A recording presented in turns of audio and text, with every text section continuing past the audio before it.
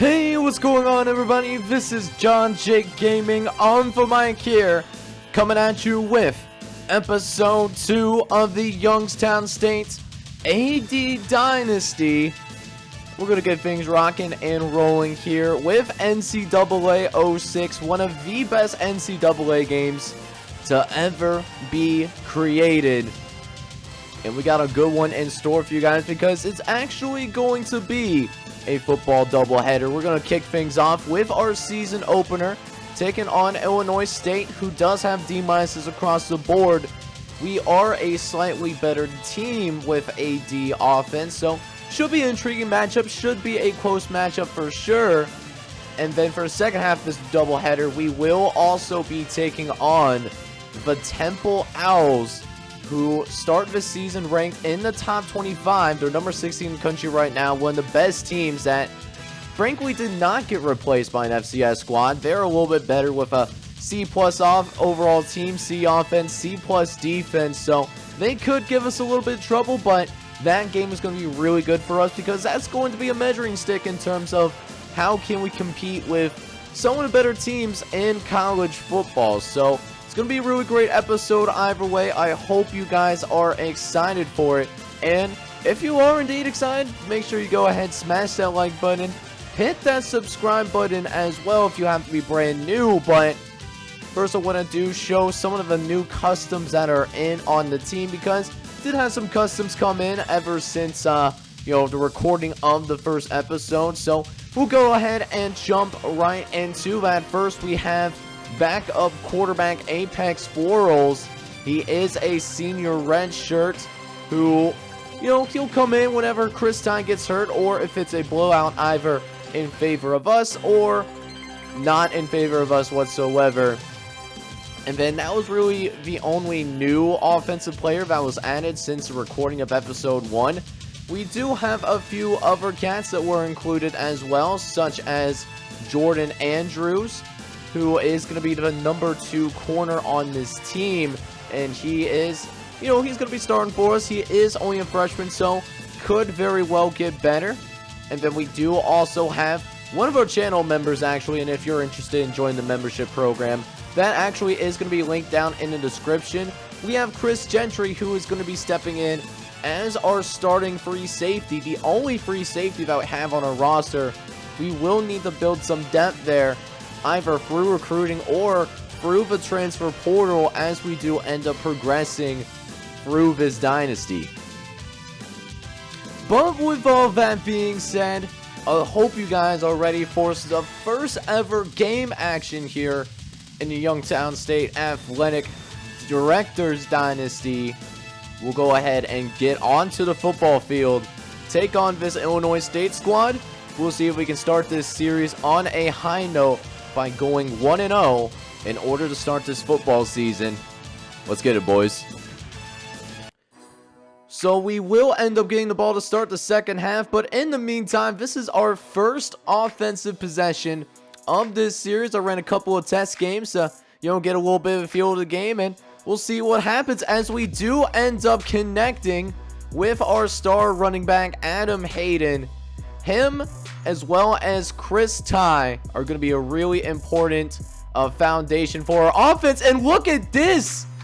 Adam Hayden actually catches it off the tip, and we end up moving those chains and picking up a first down. Like, look at this. We were going for a different receiver, and Hayden was just in the right place in the right time. Now will get us on Illinois State side of the field, and look at Adam Hayden. He gets loose, and we will jump up on the Illinois State Redbirds, taking a 7-0 lead. Let's go, man. Adam Hayden finding the hole, and no one is able to catch up to him, so that is going to be a touchdown for Youngstown State. So we are going to be up 7-0 here early, as so far so good in terms of passing the football in. And that's even despite the fact that we still need to kind of go ahead and figure some things out a little bit. I mean, the timing on some of these timing routes, it's a little bit different than in NCAA 14. So that's going to be something that I will have to get used to going forward, as Illinois State actually does end up getting a really big return there. And so they start on our side of the football field. We need our defense to go ahead and clamp up. 2nd and 8. We'll see what we end up getting here. It's actually a play. No, it's not a play action. Franklin trying to run it. Ball is fumbled though, and we get it. It's Jordan Andrews, the custom recruit at cornerback, that is going to stumble on the football, man. Let's go. That's the exact type of play that I wanted to see. So we forced that turnover, and the team's looking good, man. So we'll see if we can capitalize on it. 2nd and 3. We trying to go with a halfback pass, but I forget that passing the ball is different than it is in 06. We just had an absolute brain fart, man. Still got to get used to controls. I was thinking that, there's just a lot of things going on there. I don't even know what to say, but we end up turning the football over, and Illinois State is actually going to cash in. Perfect throw down the sideline to Robinson. And so Illinois State will also get their very first points on the board. This thing will now be knotted up at 7 apiece as we'll go ahead and start throwing the ball ourselves. And we find Brown for a nice little first down. I know he has a running back's number, but he is a wide receiver for us. So now in Redbird territory, we throw again. 1st and 10. Ty facing some pressure, and he fumbles it. And oh no, our linemen are not very fast. They're not going to be able to catch up. And wow, we give up a touchdown that way? That's crazy. So Chris Ty fumbles the football. We held on to it way too long, and they make us pay for it, man. The thing about NCAA 06 and generally PlayStation 2 sports games, they are more difficult than your modern sports game. Like, I would contend that at least for NCAA 06, like the All-American difficulty for this game is probably the same or maybe even more difficult than the Heisman difficulty in NCAA 14. Like, if you know, you know. But we do end up connecting, getting a quick throw out to Cam Jones, one of our custom players, picking up the first down. And we're getting a nice little, we're getting some nice ball movement in the red zone. We'll see if we can tie this thing up. Looking over the middle, and we find James in the end zone. Touchdown, Youngstown State. Just barely got it past that linebacker.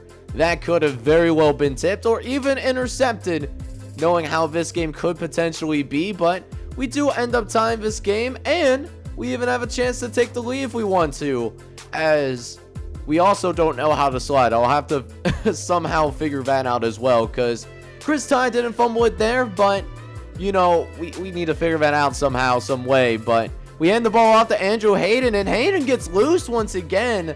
Doesn't get into the end zone, but he's been doing a really great job running this football, averaging 6.5 yards per carry. That's a really great look for us. As we get into the last couple of minutes here of this first half, we drop back to pass. We find our star running back once again, and it's going to set up a goal line situation. 2nd and goal, play action. Ty's going to roll out to the right. No one accounting for him, and he's just going to go ahead and run it in there. Touchdown, Youngstown State. And we will take the lead against the Redbirds, as Chris Ty just went ahead and used that athleticism. And it's now a 21-14 lead. But Illinois State, with 1:14 left to play here in this first half, they still have a chance to go ahead and maybe get some points on the board before we do end up going into the locker room. We'll see what Bryant Ward and the rest of his offense does have in store. As we have another 1st and 10. Ward gonna drop back, and Cantrell gets loose, but we do end up catching up to him, thankfully. Potentially a touchdown saving tackle, as they throw again, this time on a 2nd and 5, and finding Taylor for the first down. Also using their timeouts. They will have one timeout remaining. Is now 3rd and 10. Ward, he's going to throw this thing to the end zone, but it's going to be deflected away. And Illinois State will have to settle for a field goal. And we got 25 seconds left here in the first half. We want to try to do something here. As Seth Strong, he gets loose. And if that man, running into our receiver would have stopped the touchdown, I would have been feeling some type of way. But we do go into the locker room. And we're going to take a nice lead into halftime. We're going to be up 28-17 at the half. So jumping into the second half, and like I said, we do get the ball to start things off here. Playing pretty well overall. Got a 28-17 lead as James gets loose again. Able to make the catch on the curl route. And like the sign says, man, we're moving those chains because we are picking up a first down. And speaking of signs, if there's any particular signs that you want me to create, let me know down in the comment section as well, because one of the interesting things about NCAA 06 is that you have the ability to create a sign if you want to go ahead and do that. So if that's something that you want to see for this series, let me know down in the comments section. As we pull off the halfback pass, we figured it out. You actually have to tap X if it's like supposed to be a passing play to activate like him going into the pocket or whatever. So something interesting to know, definitely, good to know for future reference as we try to throw at the goal line, but it's going to be intercepted. Kentrell does end up picking us off here, bro. As I thought we had that open for a touchdown, but it just seems like Langford wasn't necessarily paying attention, or I don't know if he was ready for the ball. I don't know what was happening, but either way, it did not end up being points, and we did all that driving down the football field, and we do not get any points on the board despite that. So now we're getting close in the field goal range. We'll see if we have a little bit better results this time, as we have a 3rd and 7 coming up. As we'll drop back the pass. We got a clean pocket at least, but nowhere really to go with it. So we just kind of dump it away, throw it at the feet of somebody. But turns out we were outside field goal range, so we're actually going to go for it here on 4th and 7. We'll see if we can get it. Play action. Tie over the middle, and it's nearly intercepted. Not that it would have mattered. It would have ended up being a turnover on downs anyways, no matter what ended up happening, as we get an interception right back. This time it's Franklin. And oh, look at those signs. This is why I love NCAA 06 so much, man. Just the signs. That pass was as ugly as you, man. Facts, boss. Facts. But let's see if we can start icing this game a little bit. We got a 2-possession lead, and we're getting into the end of the 3rd quarter, as this will be the last play that we run in that corner, as it's another play action. Looking for our tight end Pearson, but he can't corral it in there. Just didn't put enough on there. Might have been a little bit better off with a bullet pass potentially, but that does end 3 quarters. We got this 2-possession lead, but let's see if we can put the dagger. 4th and 3. Tie. Dropping back. He's going to look over the middle, but it's going to be intercepted again by Carroll. And oh my goodness. And that is the one thing that is different from NCAA 14. That pass probably would have been completed potentially, but hey man, it is what it is. We just need our defense to go ahead and step up here, as we got a 1st and 10 from the 41-yard line. Following the interception is Franklin. He's going to get loose. Only Chris Gentry can stop him, but he can't bring the tackle in. And look at this. He is going to stun on us, as it's going to be a 59-yard touchdown run. That's going to put Illinois State right back in this game. I mean, the blocking was really fantastic, but it doesn't help that Chris Gentry just could not come through and make the tackle for us. But they will go ahead and go for the 2-point conversion in order to make this a 3-point game. We'll see if they end up getting it, as they're sitting on the 3-yard line. Ward tries to dump it off to the tight end, but it's going to be off target. And they will not end up getting the 2-point conversion. So, good news for us. We're still up by 5 points, and they will eventually need a touchdown, and we throw it in over interception. Oh my goodness.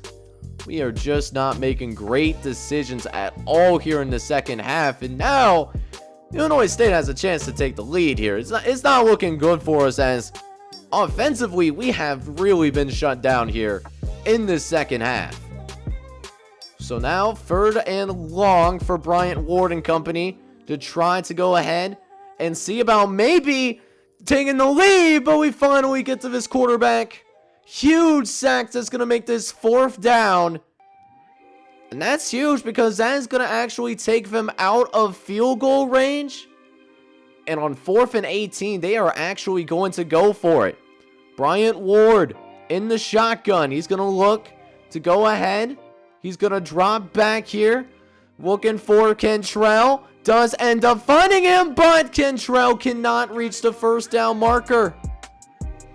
And that means we will take over on downs. And we're able to run the rest of this clock out, man. We are able to win our football opener a little bit more heart pounding than I anticipated it being, considering we did have a 2-possession lead and we really did try to give it up, but we got the win. Let's check our stats. So this first game of the season for us was kind of a tale of 2 halves, if you really think about it. I mean, we had a lot of scoring in the first half. I mean, we ended up taking a 28-17 lead into the locker room, but then after that, we didn't really see much scoring. I mean, not until the 4th quarter, where we did end up seeing Illinois State getting that huge run and at least making it a 5-point game. They did not make the 2-point conversion, and that means they had to go for touchdowns instead of field goals, and they just couldn't get it done. So we held it down. We found a way to win, but it was not necessarily pretty, right? So we did end up throwing 3 interceptions, and then we had multiple fumbles as well. But other than that, Chris Ty was fine. 11 for 21, 144, and a touchdown, with Adam Hayden actually throwing a pass for 13. That was cool to see that pulled off. Hayden also was electric on the ground as well. Ended up averaging 6 yards a carry, 26 carries, 149 yards, and a touchdown. Chris Ty managed to also find the end zone on the ground too, and with 33 yards and a tub. Then for our receivers, I mean, the receivers didn't get that much involved. We did end up seeing Ty James getting into the touchdown, 4 catches for 61 yards. That leads all our receivers. Really, the only 2 receivers that did end up making multiple catches for us today was Adam Hayden and Charles Hansbrough. Although we did end up seeing John Langford and Cam Jones also making a catch. The 2 custom prospects at least not being kept down the score sheet completely. And finally, for the defense, I mean, the defense wasn't out there that long, so I do love that we controlled the football for the most part. Caden Doman did lead the team in tackles today. He ended up with 5 total tackles in this one, followed by Steve Smith, who ended up with 3. We did also only get 1 sack on the day, which also coincidentally belongs to Steve Smith. We did force a couple of turnovers as well. Craig Franklin did end up getting an interception, and then I believe we saw, again, Steve Smith. Oh my goodness. Might have been a little bit more all over the field than I anticipated, but we saw 1 forced fumble, and then Jordan Andrews, one of our freshman cornerbacks who's a custom prospect, he actually did get a recovery. We forced a couple of turnovers, and that's really cool, but we do need to clean things up if we want to have a chance to beat Temple. They're going to be a much more talented team than the team that we just went up against.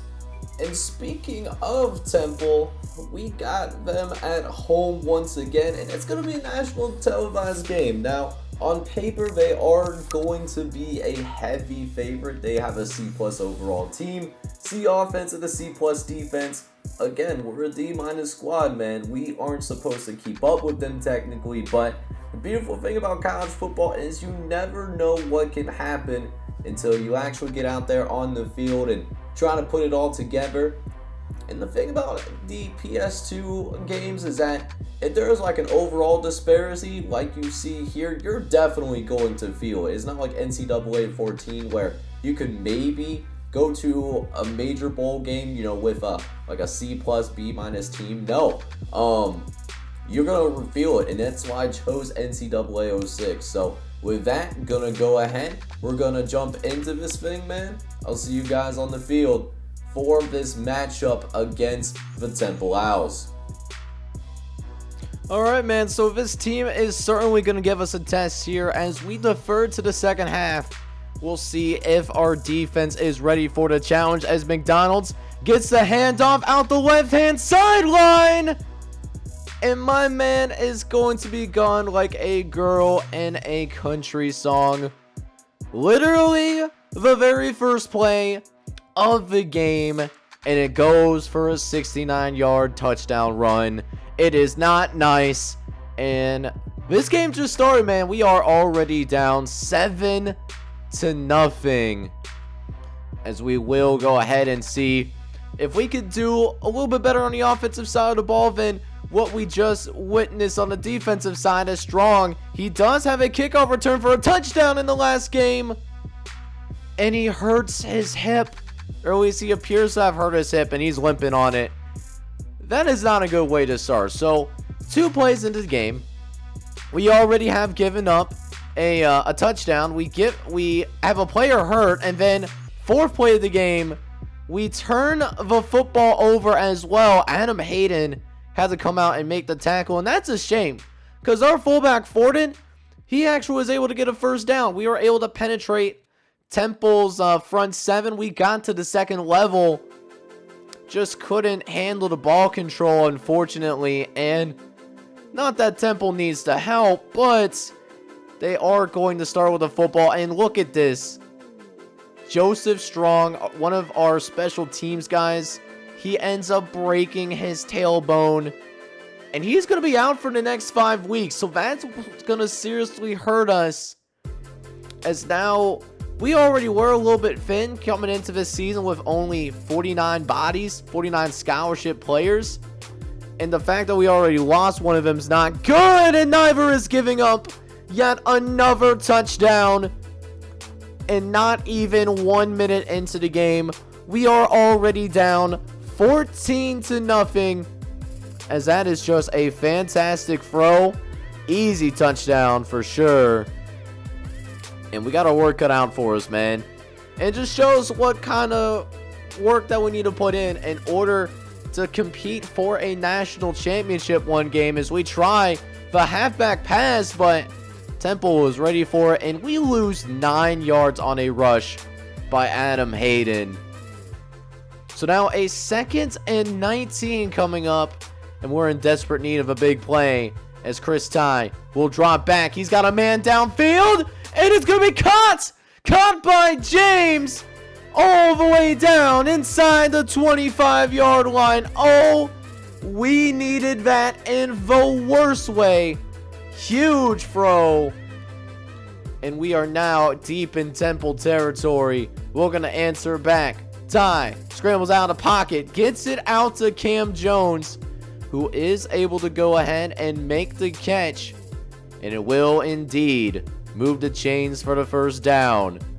In the red zone, looking at Adam Hayden. He gets a nice carry up the gut and is going to be brought down inside the 1. And just 1 yard away from making this a 1-possession game. Hayden gets the handoff, fights forward, turns the lanes, and it's in. Touchdown, Youngstown State. The Penguins strike back, and it's now a 14-7 game. Well, now we'll see if our defense can get a stop. We did not get a touch. We're not getting that stop, are we? Oh, dear Lord. Another touchdown? Man, that's tough. We give up a 72-yard bomb. They will get a flag, though, and that will be like an unsportsmanlike, but it's enforced on the extra point opportunity, not on the kickoff, so they still got the extra point attempt anyways, as we get intercepted off of a tip. We had our receiver open. We could have let him a little bit more. It just didn't work out that way. So that's definitely a tough look for us at the end of the day, as not only has Temple not struggled in scoring the football, but now they're on our side of the field to start things off. Really need our defense to come up with some kind of stop. Can't get the play. We had an opportunity to make a play, but unfortunately, we pissed down our leg.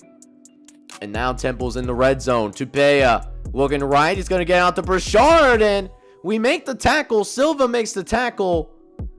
But even when we make a good play on defense, we put ourselves in a bad spot. We get a face mask, and it's half the distance to the goal, leading to, you guessed it, yet another touchdown for Temple. We're not even done with the first quarter yet. We're already down 28-7, you guys. We are down horrendous right now. And it shows the talent gap between us and a team like Temple, right? Like, we got some recruiting that we need to do in order to keep up with these guys, because when it's similar in overalls like it was with Illinois State, we're capable of winning. But, you know, when it's like this, like, it's not like NCAA 14 as we get a strip. Oh, we needed that fumble. We needed that fumble so badly. And they give him the first down, the audacity. And now in the red zone, basically, and almost another touchdown as well, as we kind of had to play that middle of the field a little bit more. It was wide butt naked open, and it's going to be a goal line situation anyways. Hopefully we can get that goal line stand, and easy touchdown for McDonald. Two guys were there to make the tackle, and neither of them were able to bring them down. So down 35-7 on a 3rd and 8. We need this first down. Somebody get open for me. Got a man, potentially. No, that's going to also be incomplete as well. So a free and out for us following, as we have to go ahead and punt this football away, as McDonald is going to get the kick return. And look at this, the little step back cheese. And it's going to lead to another touchdown. McDonald celebrating down the sideline. And now it's going to be 42-7. And we desperately need a score in the worst way. We'll see if we can make it happen. Chris Ty looking, facing pressure. And Hayden is going to pick us off. You can't make this up. You want to talk about really night and day? Oh my goodness, we are getting it handed it to us right now, man. Like, just no time, and we throw another interception, and we haven't been able to stop Temple's offense all day long. As Tupea, he's going to do a quarterback draw, and he's not even that fast, and he almost gets into the end zone. That's crazy. 24-yard rush, I'm pretty sure. And so back in the maroon zone once again. Tupea is feeling himself. He's going to launch this towards the end zone, but we at least break this up. But our leading tackler from the opener, Steve Smith, he's down on the ground, and he's going to be hurt as well. And he actually bruised his sternum in the process. So he is actually going to be, he's going to be out for the rest of the game. But defense does its job there in that case. We do at least hold them to the field goal. I know it doesn't make the scoreboard look any prettier as a result of that, but, you know, at this point, 1:11 left to play here. We don't get the first down, so really what I tried to do here was I tried to just go ahead and get as much time off the clock as possible. There's no, like, shoe clock feature in NCAA 14, so you have to manually run it down, which, can be a little time consuming sometimes, as McDonald gets loose again. And we're going to have a 50 burger put on us before we get into halftime, and I have a feeling it's not going to end well. I'll see you guys when we're done. Alright, boys, so not only did we get a 50 burger put on us, oh no, not a 60 burger, but we got a 70 burger placed on our heads, man. It was honestly really depressing to try to finish this game out, even off screen, but that's really the beauty of NCAA 06. There is more of a journey from the bottom to the top, and I mean, Temple was only a C+ overall team, and they absolutely just took the cover off of us, man. We were just happy that we didn't sustain too many injuries beyond this game because we had some guys get hurt, man. So it was tough. Is there really anything positive to say? I mean, it was really a tough one all around.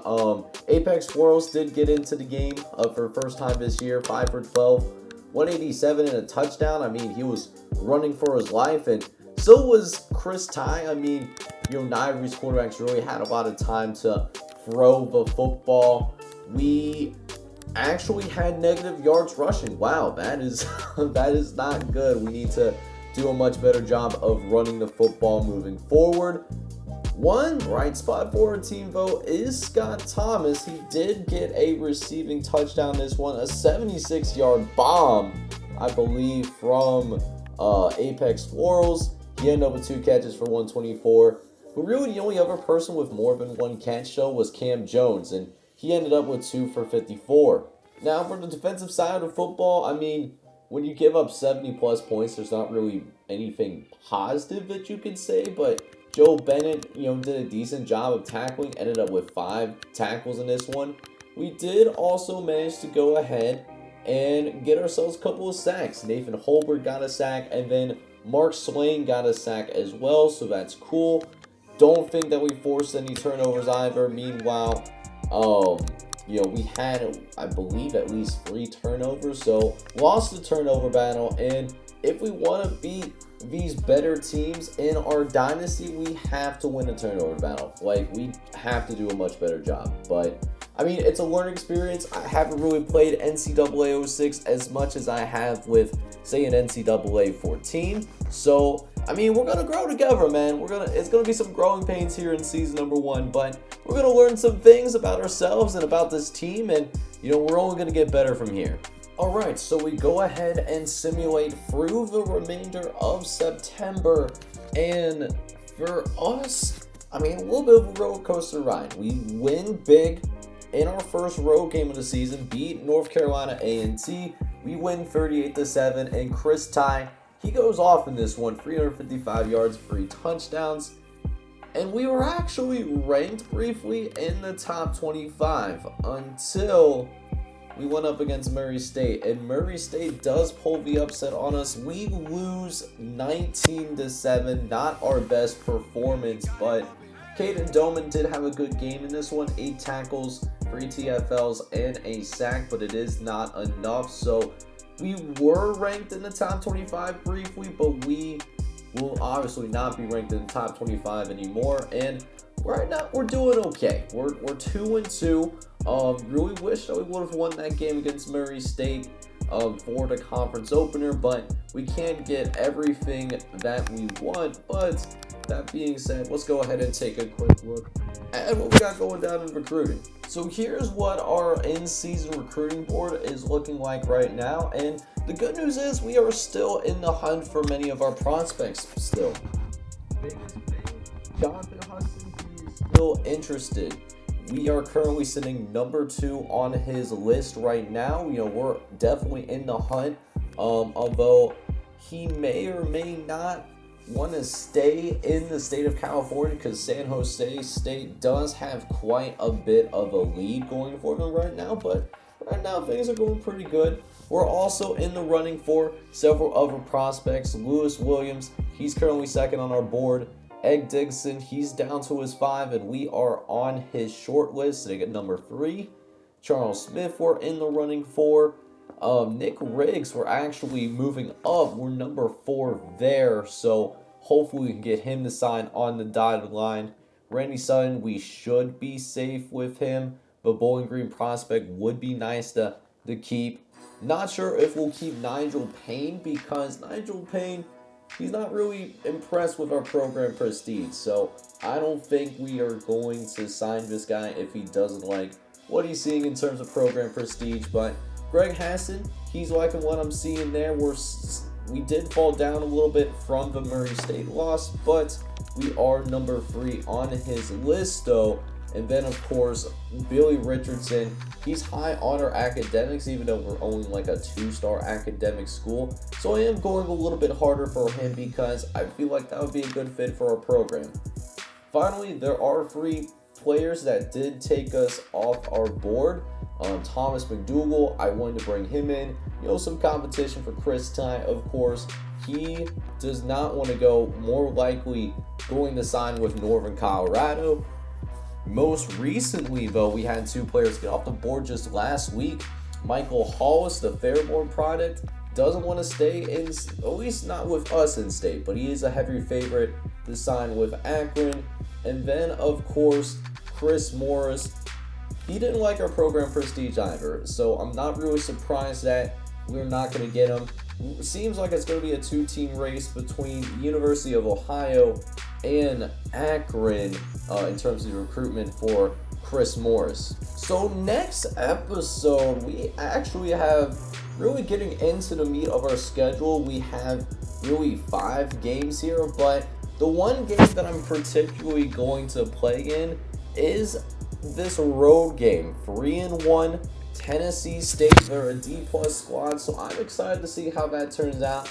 Seems like we have a decent football team. We got a chance to maybe get ourselves above 500 based off of what I've seen so far. So we'll play this football game early in October, and then in addition, gonna take our first peek at the basketball squad since their basketball season is not too far away from starting. So gonna get some football, gonna get some basketball in the next episode. I hope you guys are ready, and if you have any suggestions for me in terms of this series, I haven't done a series like this before, leave it down in the comments. But otherwise, if you enjoyed today's episode, I encourage you to go ahead, smash that like button, and if you're brand new to the channel as well, hit that subscribe button for me, as I would truly appreciate that from the bottom of my heart.